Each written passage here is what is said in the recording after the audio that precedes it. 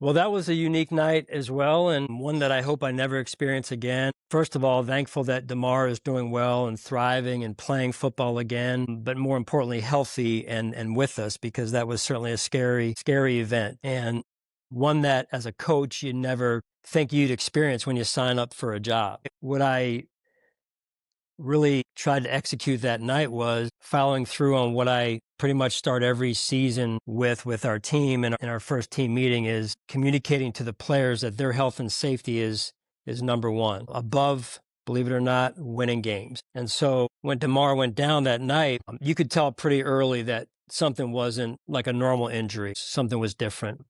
I happened to be able to see what was going on a little bit with DeMar, and then also the way our trainers were reacting once they understood what was going on. And certainly they knew more at that point than I did, but I just knew something wasn't right. And the way that they responded, I can't thank them enough, and they were fantastic. But there's no playbook for it, right? How are you going to handle what's going on the field, unfolding on the field at the time? How are you going to handle return to play? How are you going to handle the days that were going to come the next week? And I would just tell you this, that, because there was no playbook, you take a lot of notes, a lot of preparation over the years leading into the head coaching job. I just said at that point in time, hey, listen, if this is who you say you are, then there is no way that you can coach this game.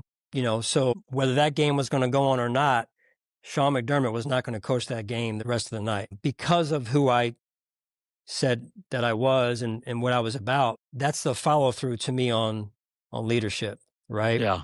And then it just so happened that both teams decided, the NFL decided not to play. So myself, and then being our general manager, Terry, our owner, Terry Pagula, and one of our training staff members went over to the hospital, spent some time with DeMar's parents, and then we returned to the team plane, met the team at the team plane, and I jumped on the intercom and gave them a quick update on at least on what we knew to that point. And then every day after that, leading into the next week's game, we tried to get an update, and I would communicate that to our team in the team meeting. At one point, we got so far as to be able to FaceTime DeMar from his hospital room, Wow. and you can imagine the emotion in the room that morning.